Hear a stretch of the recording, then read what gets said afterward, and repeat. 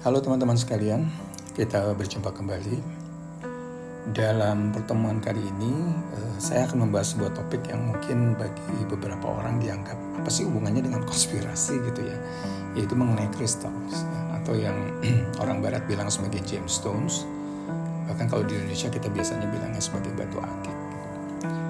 Terus kenapa ini somehow berhubungan dengan konspirasi teori misalnya atau konspirasi story.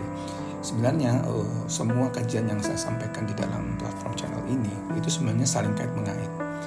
Pada akhirnya kami dalam hal ini kita tidak hanya sekadar bicara tentang ini loh ada kejadian seperti ini, tapi kita juga harus bicara tentang solution. Apa sih sebenarnya yang bisa kita lakukan dalam rangka untuk menahan diri kita dan orang-orang yang kita cintai dari berbagai macam upaya untuk mendegradasi kemampuan atau kapasitas manusia sehingga kita masih bisa bertahan dan paling somehow kita masih bisa menjaga vibrasi dan energi kita ya. Memang walaupun kenyataannya di Indonesia kalau kita ngomong crystals ya, seperti safir, ruby itu memang masih kalah populer dengan emas, perak atau platinum misalnya. Tapi ada satu rahasia yang tidak banyak dipahami orang tentang gemstone dan bagaimana semua itu sebenarnya berpengaruh terhadap kehidupan kita sehari-hari. Bagaimana kristal juga dapat booster gitu ya vibrasi kita dan bisa menjadi medium untuk melakukan proses integrasi energi dan lain-lain. Bahkan kalau kita bicara dalam sudut pandang agama, bahkan di kitab-kitab suci pun itu dibahas gitu, tentang keutamaan kristal, terutama di Injil dan di Al-Quran juga ada dibahas di sana.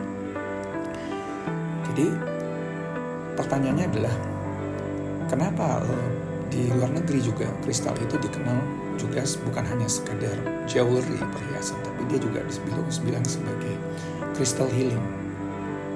Karena kristal itu memiliki yang disebut dengan energy medicine. Jadi dia punya kapasitas untuk bisa membantu tubuh kita, aura tubuh kita dan berinteraksi dengan kristal ini sehingga terjadi interaksi yang membuat saling support mensupport gitu. Terus pertanyaannya apa yang di-heal atau disembuhkan?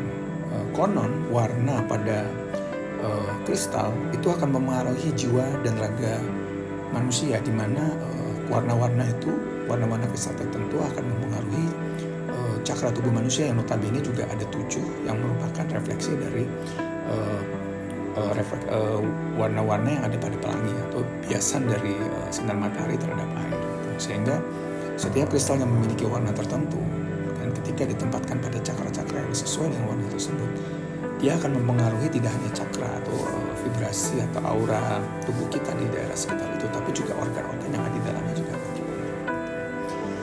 Jadi pada dasarnya semua kristal baik yang kualitas permata maupun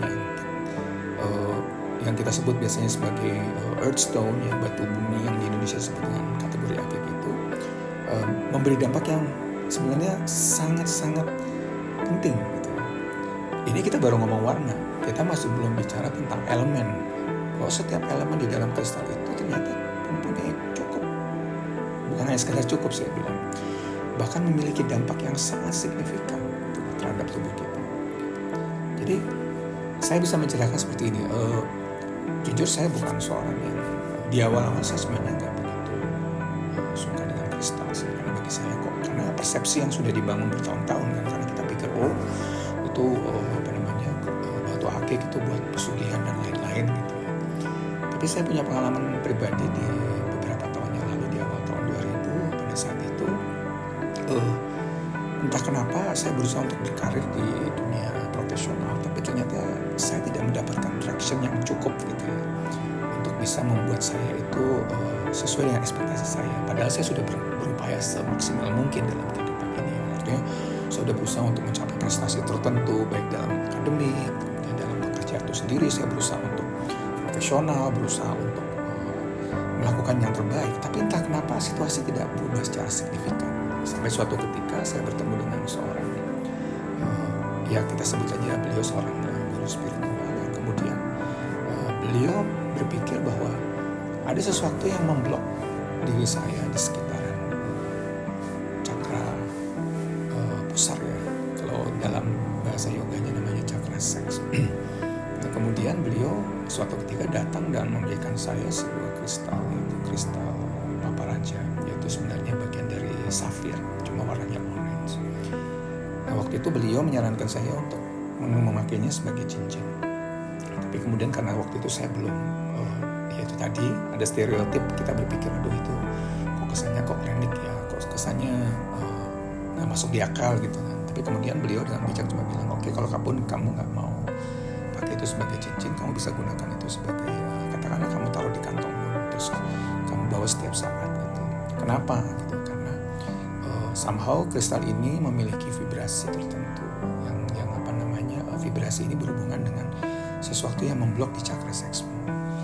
Dan dengan berjalannya waktu dalam interaksi energi medicine yang ada di kristal ini bertemu dengan energi tubuh Anda, maka akan terjadi interaksi. Dan percaya tidak percaya, dalam waktu 1 tahun perubahannya benar-benar dahsyat. Dan saya dengan sadar menyadari bahwa iya, sedemikian rupa. Karena tidak hanya soal merubah keadaan, tapi juga yang gak kalah penting adalah mindset, bagaimana kita merasa, sikap kita itu ternyata bisa berubah sedemikian rupa hanya karena kita berinteraksi dengan kristal.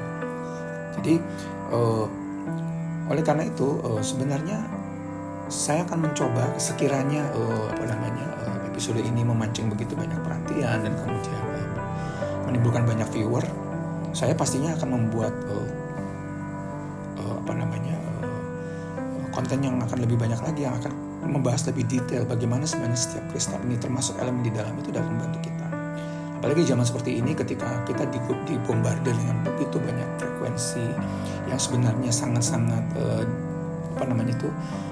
detrimental ya, yang sangat merugikan buat kita, tapi kita nggak menyadari dan kita nggak benar-benar nggak sadar karena kita karena kenapa bisa kita nggak sadar, karena memang jasad kita ini udah terlalu terkontaminan dengan begitu banyak kotoran dan benda-benda asing yang sebenarnya justru seolah-olah kita tuh diserang dari dalam gitu. Dan ketika kita berinteraksi dengan beberapa kristal tertentu yang kemudian vibrasinya sesuai dengan karakteristik kita, yang mana kita melihatnya lebih detail, itu justru malah membantu kita melakukan proses untuk membuat diri kita kembali kepada frekuensi yang benar. Dan akhirnya proses healingnya itu dapat terjadi dengan baik, dan akhirnya kita bisa selalu menjaga diri kita dari berbagai macam serangan-serangan yang memang sengaja dilakukan untuk membuat kapasitas dan kemampuan kita dikerdilkan. Demikian kajian untuk episode ini. Terima kasih atas perhatiannya dan sampai berjumpa kembali.